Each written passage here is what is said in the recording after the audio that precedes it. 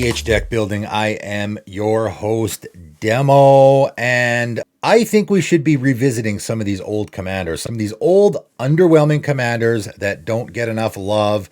I mean, you could sort of think of this as a brewing underwhelming commanders videos for all of you that are big fans of that series that watch my videos. What I am doing here, though, is I am revisiting old commanders, mostly because there are some cards that have come out recently that have made those commanders better. That's one of the advantages to getting all these cards, is all these old underwhelming commanders that didn't get enough love. They now have, a few more pieces that will work with them. Another reason I'm doing this video, though, is because I just come up with some more interesting ideas with some of these commanders where, hey, I never really thought of that before, and I think that's actually a pretty decent idea. So I'm going to start out with Kaho Manamo Historian, which I believe I have done on my channel before in Underwhelming Commanders. And funny enough, that just like what I talked about with the Brewing Underwhelming Commanders video I did a couple of weeks ago, this is one of those ones that I wasn't really that happy with the deck that I made. It was a little generic and boring. And, I spiced it up a little here. Again, this is a combination of what I'm talking about here, where there is, first of all, just some cards that have come out mostly recently, probably since the last time I did this on my channel, that have made this commander a little more interesting. But also there is this thing that I thought of that I'm like, why didn't I think of that before? That actually works really good. So if you haven't seen it before, Kaho Manamo Historian, 2/2 Human Wizard 2/2. When it enters the battlefield, search your library for up to 3 instant cards, exile them, and then shuffle. Pay X and tap, you may cast a spell with mana value X from among the cards exiled with Kaho without paying its mana cost. So this is a commander that I was always kind of surprised how unpopular it is because it's a tutor. Like, that's fantastic, right? As we all know in the commander format, being able to tutor for any card in your deck, I mean, obviously just instants, but that covers a lot. You're on mono blue, so you're a little limited, but man, I'm sure you could come up with some interesting scenarios here. I came up with a couple. This is a commander that, again, I've revisited because there are certain cards, like for example, Patriarch Seal, which, it's nothing flashy. It's just a mana rock that can untap your legendary creature, your commander. And of course, our commander is one that wants to be untapped. And I think that's one of the things that people don't love about Kaho is you get it, and, of course, you have to tap it to use it, so it's very susceptible to removal. Once you remove it, the cards you search for are, of course, gone. You'll never see them again. That is something you have to think about. But I think there's a lot of ways around that. Obviously, you can search for Counterspell, or any card, something that phases out your commander, which, of course, I do have that stuff in this deck. That would always be one of the cards I look for. If I go get 3 cards, at least one of them is probably going to be some sort of protection for our commander if someone wants to remove it. And of course, there's a lot of ways to make it so that you can use your commander right away. This is a very underwhelming, non-threatening commander, right? Again, in today's meta, I don't think you're going to be playing this deck and anyone's going to be concerned about it. I doubt it. And there's so many cards that have made this commander a lot better. Again, Chakram Retriever, what a fantastic fit in a Kaho deck. 4 and a blue, Elemental Hound, 2/4, has partner with Chakram Slinger, which of course we're not going to use. Whenever you cast a spell during your turn, untap target creature. So as long as we're using our commander's ability on our turn, it's going to continually untap it. Of course, it is a cast. You may cast a spell with mana value X. I mean, it works a little weird, and of course, we're taking advantage of the way our commander's ability works, where you are paying to activate an ability. So, of course, a Training Grounds is great here because it's going to reduce the amount of mana we have to put into X, but we are actually casting it. So stuff like Chakram Retriever will work if we are actually casting on our turn. And of course, Sentinel Tower is another card from Battle Bond, which funny enough is a little bit of a forgotten about card, which wants us to be doing something very similar. Whenever an instant or sorcery spell is cast during your turn, Sentinel Tower deals damage to any target equal to 1 plus the number of instant and sorcery spells you've cast this turn. So this can be throwing some damage around, right? We can get into some, I guess, storm-like scenarios. That is probably the direction you're going to want to go with this deck. I didn't really put any storm stuff in here. We certainly can go off on our turn. This version that I made is not like super powerful, but I think you could definitely make a more powerful version. I do have dramatic reversal in this deck, right? You could get into some, I think likely some infinite scenarios with this deck, if you switched out a few things, again, that's not really my cup of tea. I don't really do the infinite scenarios, but obviously you can dramatic reversal, untap your Kaho and untap your Patriarch Seal, and you really get into some pretty ridiculous scenarios. Untap your Val, Candlekeep Researcher as well, which, there's a commander that I talk about a lot on my channel, which funny enough works great here because, of course, we can use Val's butt to pay for Kaho's ability, right? We're using that colorless mana. That's all we need. Colorless mana that only is used for abilities. And of course, Val can do that. This is just free mana to use for Kaho's ability, and also has the tapping, so works with the tapping on tapping theme. Sting, Glinting Dagger, another card that, obviously has come out, I guess, last year, right? And it's just an absolute slam dunk here. I guess it is with any commander that has a tap ability, because at the beginning of each combat, untap equipped creature. So this is just a way that we can be using our Kaho a whole lot more, right? And again, this is another thing with Kaho where someone's like, okay, I tutor for those cards and then I just tap it to use it once, and that doesn't seem great. There's a lot of great ways that we can be using it, way more than that. The other thing they've been doing a lot lately is what Surge of Brilliance does, which is the cast things from anywhere other than your hand, which of course Kaho is doing. Kaho is casting stuff from exile, so you can also add all that stuff in here. Surge of Brilliance works pretty good, and of course it's a instant, so we can search for it. Draw a card for each spell you've cast this turn from anywhere other than your hand. So we can foretell this, we can search for it, cast it with our commander. We can, again, cast a few spells, tap, untap, and then Surge of Brilliance, draw a bunch of cards, right? And I know a lot of people will say, okay, well, that doesn't seem super great. I go search for 3 cards, one of them being Surge for Brilliance. I cast the first 2, do the untapping thing as well, then cast Surge of Brilliance, draw like 3 cards. That's okay. It doesn't seem great. And then, of course, our commander's just sitting there and we've ran out of spells.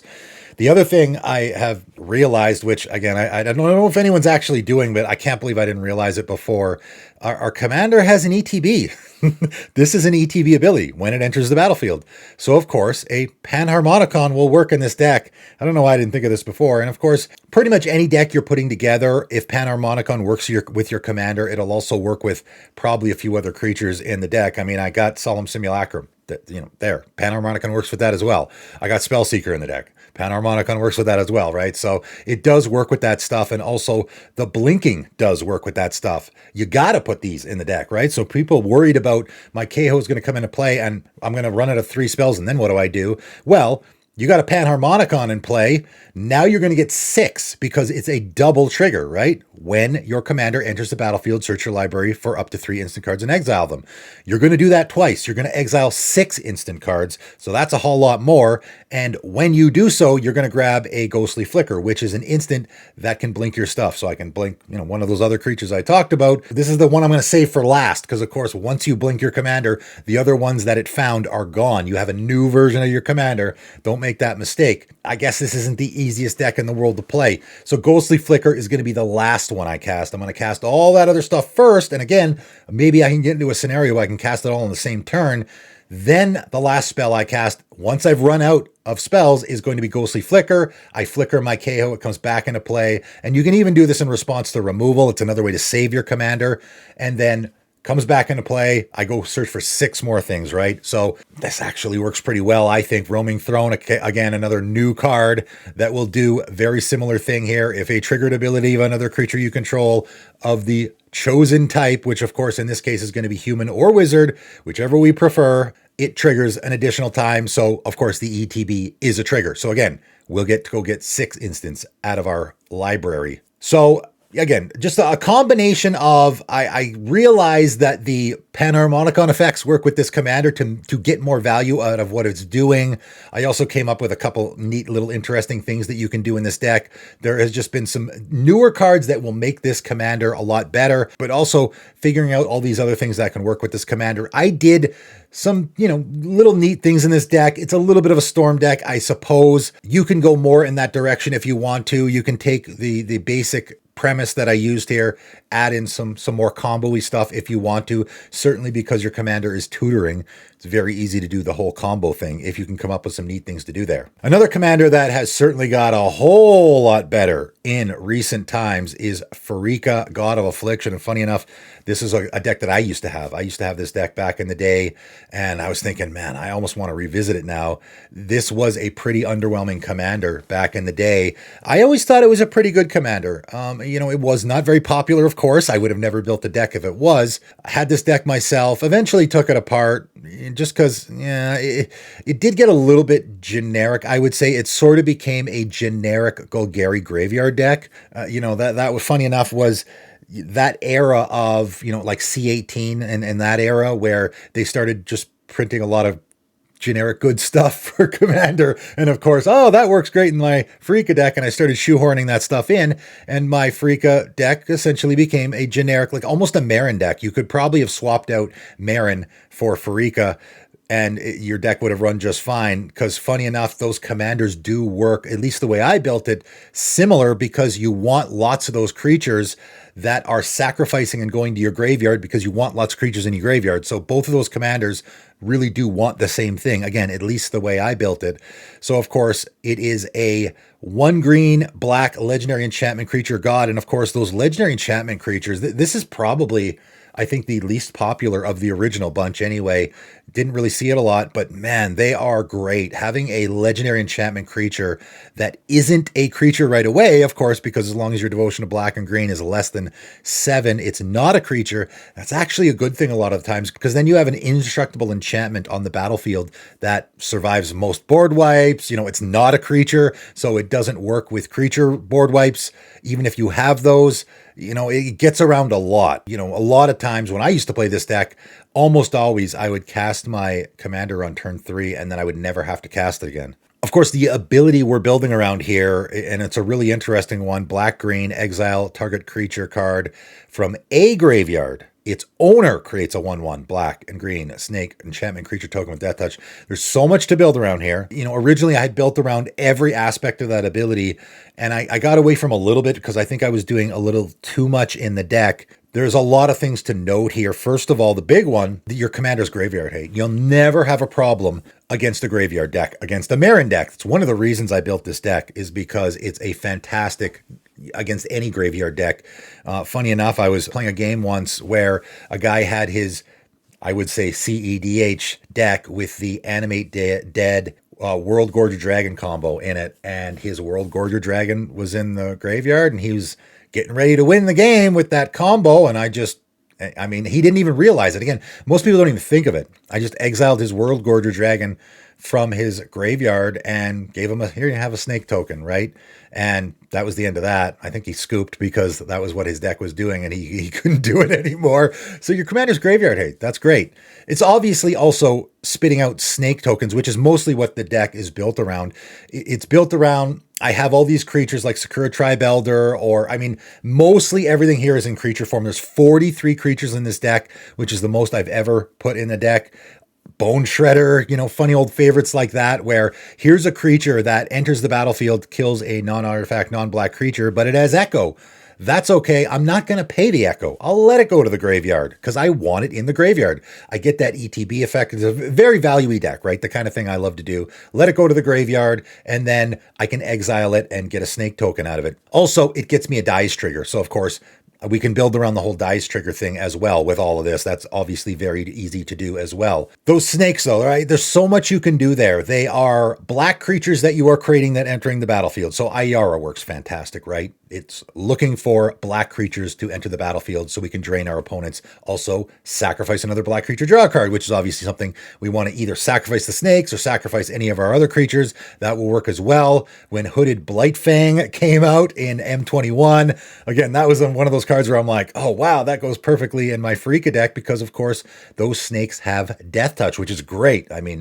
Don't worry about getting attacked. You're not going to get attacked very often. And with this guy, we can start attacking with the snakes. Whenever a creature you control with Death Touch attacks, each opponent loses 1 life and you gain 1 life. So another neat way to help close out the game. They are also enchantments. So Doomwake Giant is a slam dunk in this deck. Whenever Doomwake Giant or another enchantment enters the battlefield under your control, creatures your opponent's control get -1/-1 until end of turn. So this becomes, every time we create one of those enchantment snake tokens, we're giving our our opponent's team, -1/-1. And I also have Eidolon Blossoms because whenever an enchantment enters the battlefield in our control, we get to draw a card. So this becomes card draw. But again, the new cards that have come out that I just think are fantastic slam dunks, and I'm sure a lot of people already know the cards that I'm talking about. Cards that you would think were printed specifically for this deck, and I already thought this was a pretty good deck. I did not lose with this deck very much. I took the, I went and found the old deck list, took the base, and then just swapped out a few cards.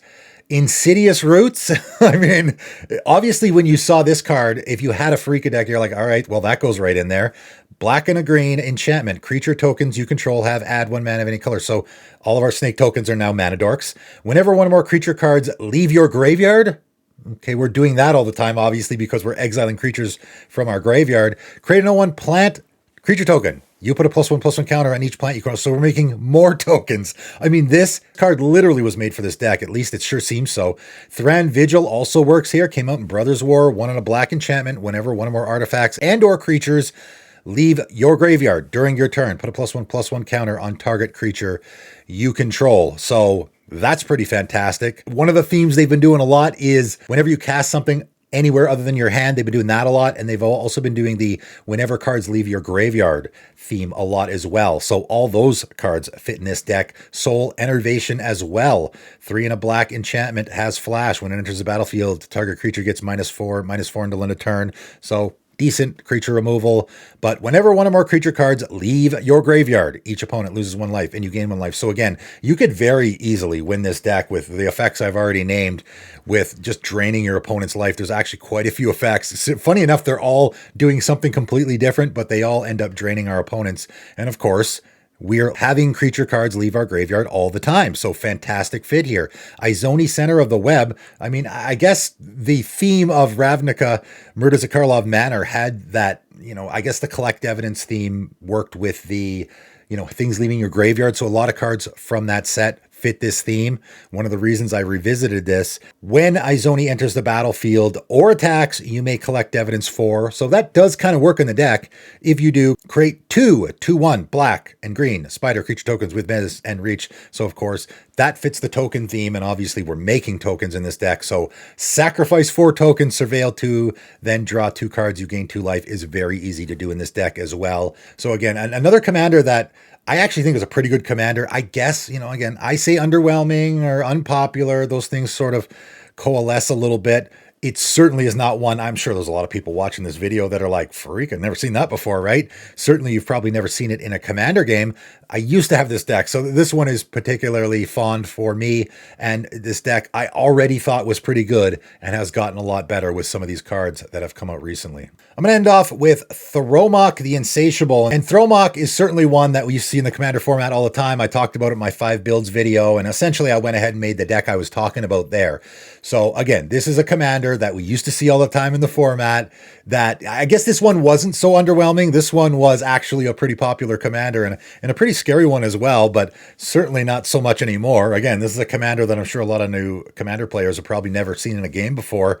And this one, again, is, so it's a combination of I've come up with this interesting idea to build this commander, but also we've gotten a lot of really new, interesting cards lately that will fit with this commander, but also in the theme that I decided to build. So, of course, we're already doing what you would normally do in a Thromok deck. And, of course, those old favorites like Dragon Lair Spider, cards I've talked about in my I don't see these commander staples anymore videos. This is certainly one of them, but it spits out those insect tokens very easily, right? Whenever an opponent casts a spell, create a 1/1 green insect creature token. So, of course, that's happening all the time. It's 6 mana. I guess maybe a lot of people think it's kind of slow. In a green deck, it's still not that hard to get this guy early, and it really does spit out those tokens pretty darn quick, which, of course, we need for our commander to devour them, right? It devours X, where X is the number of creatures devoured this way. So if we have 5 creatures in play, like 5 tokens, you're going to devour 5, where 5 is the number of creatures devoured this way. And of course, it enters the battlefield with X +1/+1 counters on it for each of those creatures. So it's going to enter the battlefield with 5 counters on it for each of those creatures. So 5 times 5, so it's a 25-25. It's very easy to get our commander to be really, really big. Of course, it's just a big vanilla creature. What people almost always, and in fact, I've never seen a Thromok deck that wasn't doing this, was the fling effects. You would cast your commander and it would be enormous, and then you would fling it and kill one guy. And I never loved that strategy for a number of reasons. You had to continually sack your commander. It got more and more expensive. You basically only knocked out one player at a time. It was very slow. I don't know if I've ever seen anyone win a game with a Thromok deck before, because of course, as soon as you kill one guy, you're now the arch enemy and everyone is on high alert. If they weren't already, again, even if you've never seen this commander before, and so you're not threatened by it, it comes down, it's a 30-30, and then somebody flings it and one-shots a guy and knocks him out of the game. Okay, now he's got your attention, right? Now you are paying attention, even if you weren't threatened before. That's why I don't love that strategy. I'm not saying it doesn't work, I just don't like it as a strategy in Commander. I do have some of those effects, like Soul's Fire, I think is a pretty great one, in particular because this one doesn't actually force you to sacrifice your commander, right? 2 and a red instant, target creature you control deals damage equal to its power to any target. So this we can one-shot people with, but it doesn't force us to sacrifice our commander. We can do that, but I don't want to be doing it if we don't have to. Of course, another old favorite Dragon Broodmother that I talked about, again, in another one of my I don't see these cards anymore videos, which used to get played in Commander all the time, which of course we do have to be playing here. So this is a very nostalgic deck, I suppose, probably for a lot of people. 2 red, red, red, green, dragon 4/4 flying at the beginning of each upkeep. Create a 1/1 red and green dragon creature token flying and devour 2.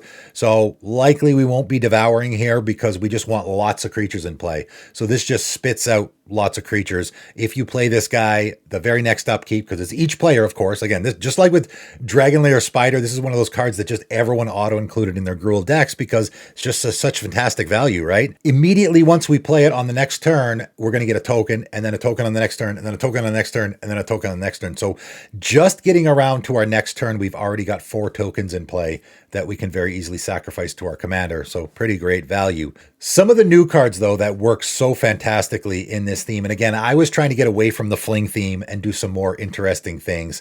All Will Be One is certainly the best of the bunch here, and if you already had a Thromok deck, when you saw this card, you probably threw it in there. 3 red, red enchantment.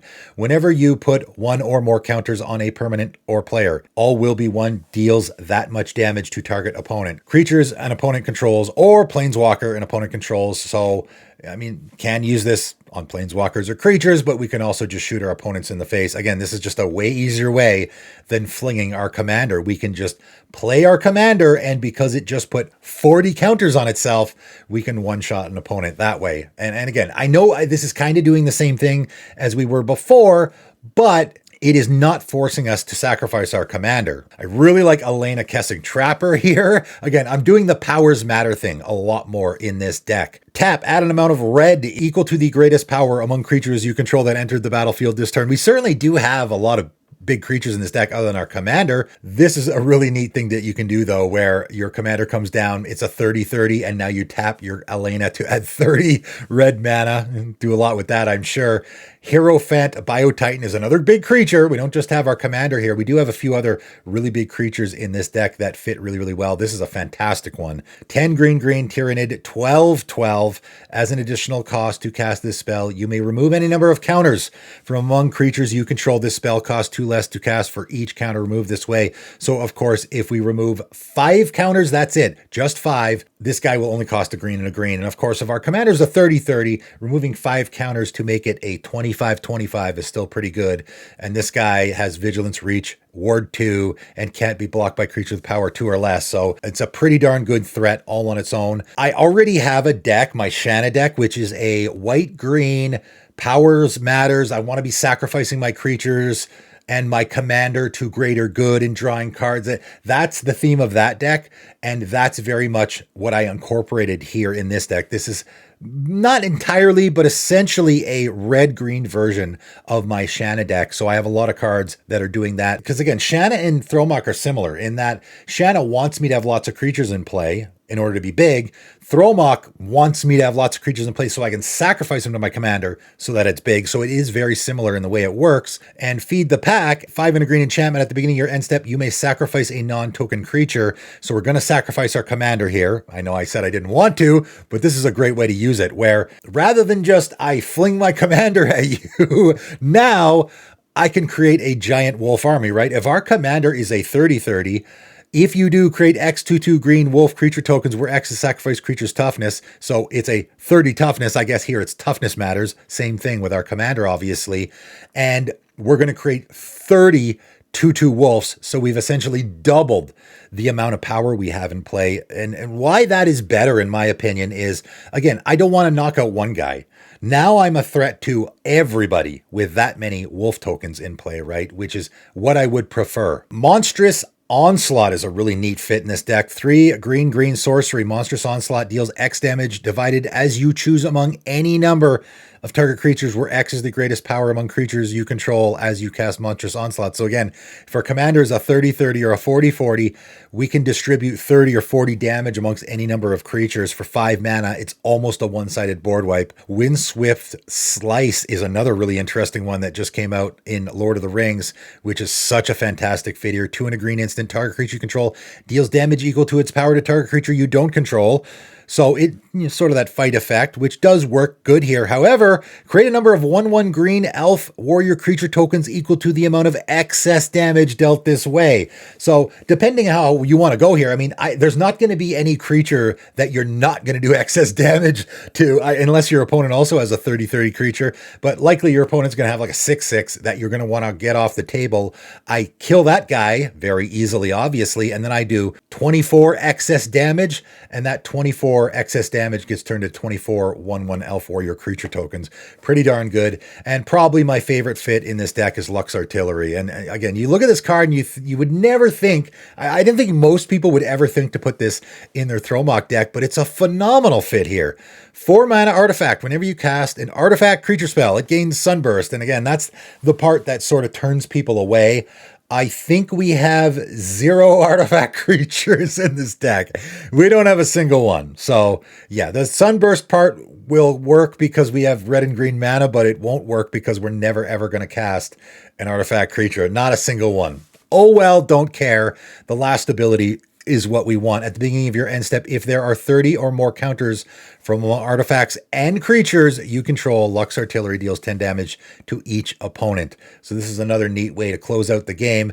There are other creatures that can have counters on them, no problem, but we can fulfill this with our commander and nothing else. And that's what I like about this deck, is these really neat alternate win cons that we have in the deck, right? We can have our commander come down, and if I have my Lux Artillery in play, I'm going to want to make sure I devour 6, right? If you devour 6, your commander will be a 36/36, so it will be big enough, because of course it's 6 times 6. So our commander will on its own fulfill our Lux Artillery. So immediately on our end step, each opponent's going to take 10 damage. That's a pretty neat way to win in this deck.